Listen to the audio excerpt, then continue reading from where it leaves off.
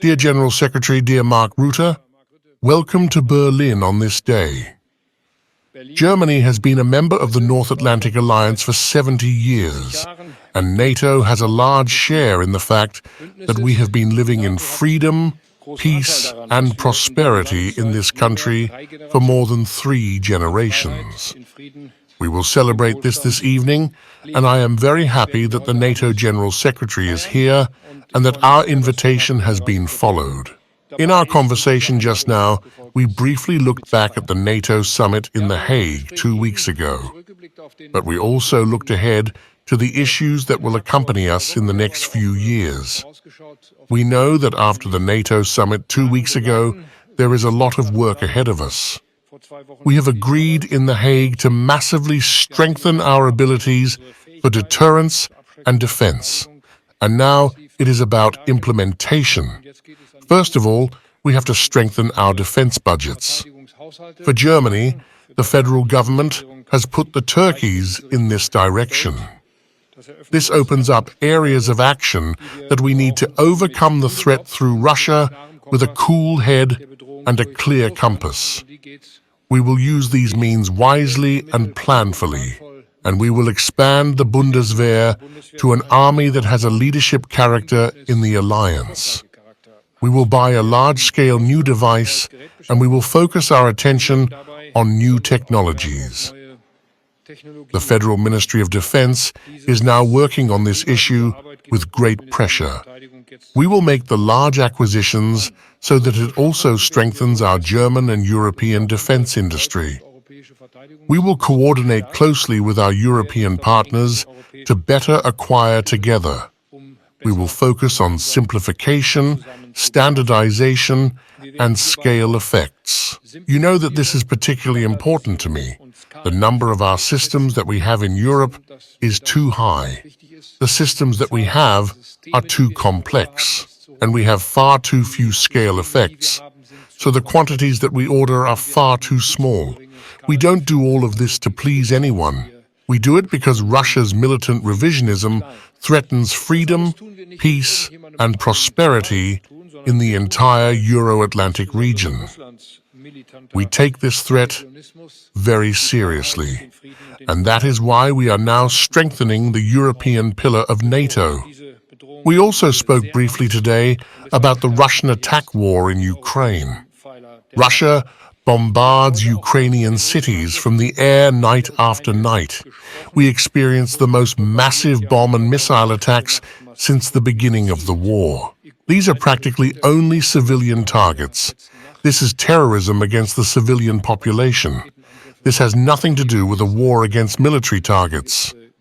I am grateful that at the same time there are signals from Washington to reconsider the support of Kyiv in air defense. We have therefore particularly consulted about how we can strengthen Ukrainian air defense together. I will not go into details about this, but I can say so much that Germany will continue to contribute substantially. You probably know that I stand in this question, as in others, in a good exchange with President Trump and our partners in the entire European Union and the European part of NATO. At the same time, we want to increase the pressure on Moscow.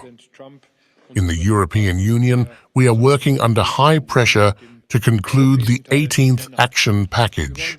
All that is missing is the approval of a member state in the European Union. Then it can be decided.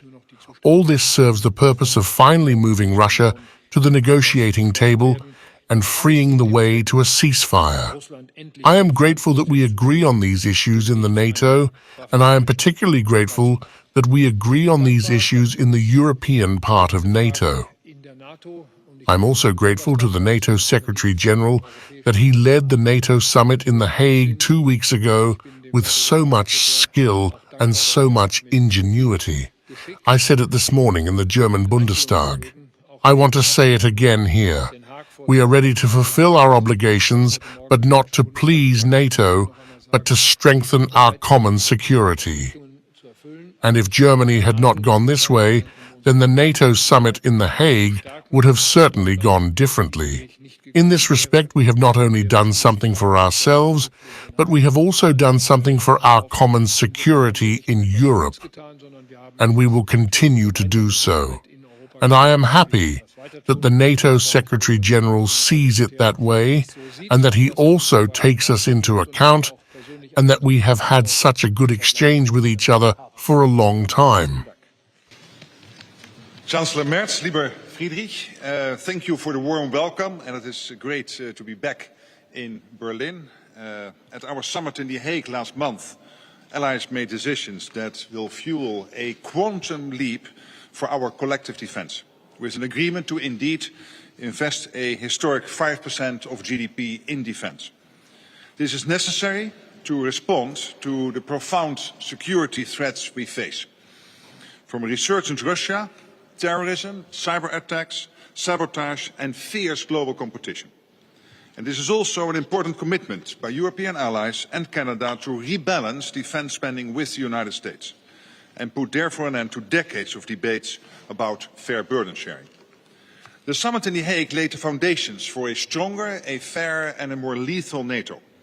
And I want to thank you personally, Friedrich, for your leadership. You supported this important goal from the beginning. In The Hague, you announced that Germany wants to reach the 3.5% for core defense requirements, not in 2035, but already in 2029. And that means Germany will have more than doubled its defense spending within a few years, from about 70 billion a couple of years ago to 150 billion euros in 2029. And this is exactly the resolve we need. As a leading European power, it is right and welcome that Germany is ready to shoulder its share of the contributions needed to ensure our shared security. The new capability targets represent an important milestone for both the alliance and for the Bundeswehr. Meeting them will greatly increase the strength of your forces, and your contributions are already crucial for our shared security. Germany leads our forward land forces in Lithuania, which you are building up to a full brigade. You conduct air patrols over the Baltic skies, and you contribute vital maritime support to secure key supply routes and critical infrastructure in the Baltic Sea. Germany is also the largest European contributor of military assistance to Ukraine, supporting the Ukrainian people so they can defend their freedom today and deter further aggression in the future. To support Ukraine and to ensure our militaries have the equipment and the ammunition they need, we have to enhance our defense industrial capacity on both sides of the Atlantic. And Germany's defense industry plays a crucial role. Your world-class industries and entrepreneurs are capable to ramp up production, innovate and deliver. But none of us need to do this alone. Transatlantic defense cooperation makes all of us stronger and safer. We see evidence here in Germany, including with the new Patriot factory in Bavaria and the production of parts for the F-35 fighter jet in North Rhine-Westphalia. And this is not only to boost our security, it creates jobs on both sides of the Atlantic. So indeed, as you said, we have a lot to do. I know I can count on Germany, I can count on you personally, and Germany can count on a strong and united NATO. Later today, we will mark the 70th anniversary of the Federal Republic of Germany's accession to NATO. And I am very much looking forward to this ceremony to celebrate Germany's success story that continues today. Chancellor Merz, lieber Friedrich, thank you once again for your commitment to our alliance and for your warm welcome here in Berlin today. Thank you. Chancellor Merz, you've several times referenced to the ferocity of the attacks that Ukraine has suffered over the past couple of days. The big question, of course, is where will the defense systems come from that are urgently needed in Ukraine, even before your defense minister heads to Washington? Und Sie haben sich noch gar nicht zu dem Laserangriff auf ein deutsches Flugzeug geäußert von der chinesischen Seite. Vielleicht könnten Sie das einordnen. And Secretary General, to you the question. You've made quite a stir by referencing to World War III and drawing a scenario which would see simultaneous attacks by Russia and China. Is that just one NATO scenario? How likely is it? And historians are often stressing that it's hard to tell when you actually enter a war. So are you already seeing the precursor of that? The possible laser attack on a military surveillance aircraft is completely unacceptable. The Chinese ambassador has been appointed to the Foreign Office. The Foreign Minister has not yet submitted a final report, also about the conversation. I will not comment on this today, but it shows that we also have to deal with such phenomena and that we will also clarify exactly where this laser attack on a German aircraft comes from.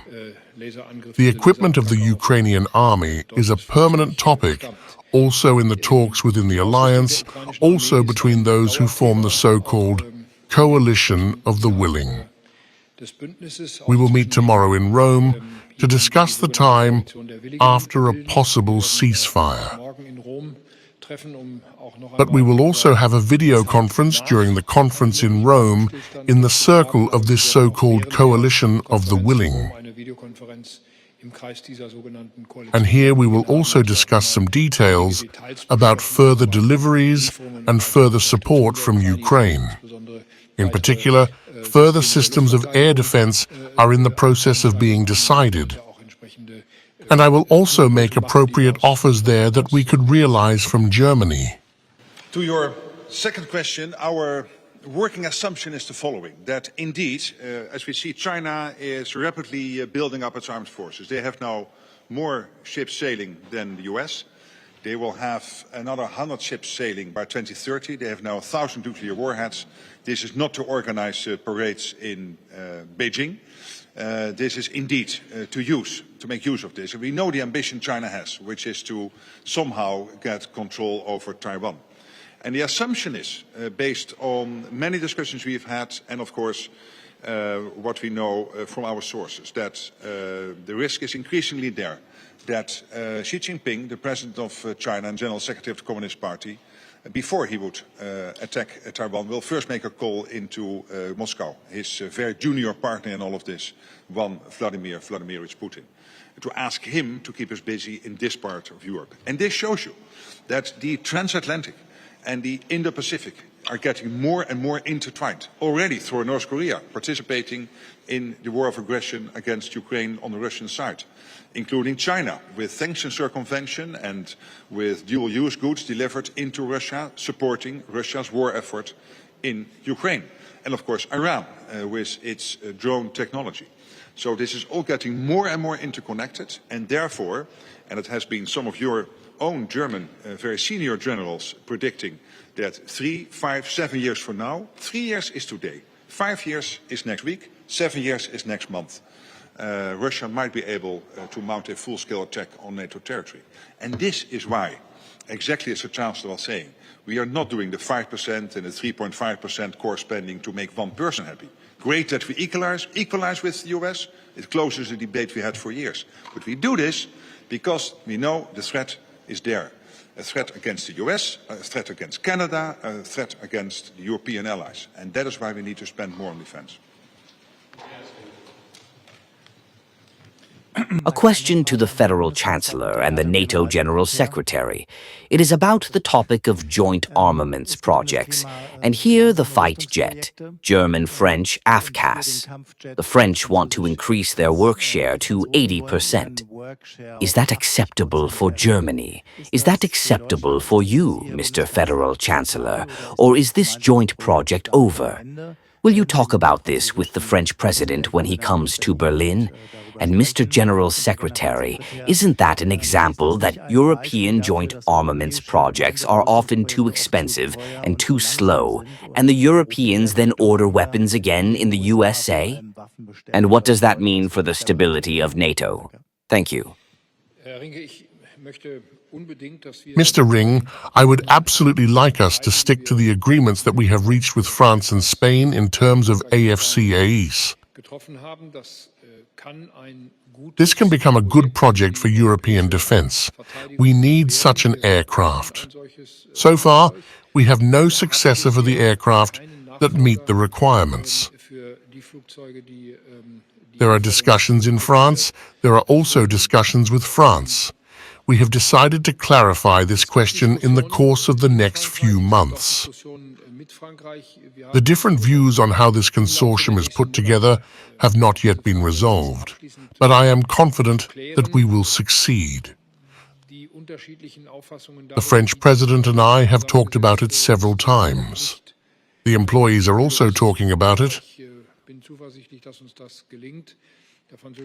We are also preparing the next meetings with the French government. I hope very much that, just like the joint tank project, we will succeed in European procurement. But this procurement must meet the requirements that I have just described. Less complex, although that is difficult with an aircraft like the AFCS, but then also simplified and higher numbers. If we can do that, then this is a project for which political effort is still worthwhile. I am confident that we will succeed. But we are not yet at a result that satisfies me completely. And then to your second question, the problem is not the US or Europe. The problem is that we are simply in the US and in Europe not producing enough. It's getting better, but the fact that as we speak, that Poland, Romania and Estonia are buying into the Republic of Korea because it takes too long to get whatever you buy from the US or from Europe. That is the problem. So that's why we need to collectively ramp up production. That means including trying to prevent barriers between countries. And we know that there are many cross-country company contacts and cross-country projects. I was visiting in November a Rheinmetall factory outside Rome. And the Italian Prime Minister was saying, you're going to visit one of the most impressive defense industrial projects in Italy. I said, Rheinmetall is a German company. Yeah, no, it's Italian, Mark. You misunderstand that. And this is exactly what we need. That we understand that the problem is not whether it is a German or Italian or a French or a US company. The problem is we are not producing enough. And when you buy a Patriot system today, it will be delivered in 10 years. And then the question is in the morning or the afternoon. Why is that important? Because in the afternoon the F-35 will arrive. So we need to have the extra production lines. We need to have the extra shifts. Please, no barriers, no problematic bureaucratic procedures between countries and companies. That's what we need. Because our deterrence, yes, is money, the 3.55%. But when it comes to the actual day-to-day business, it is about defense industrial output and to have the soldatinnen and soldaten ready to indeed, the men and women in uniform, to protect NATO territory.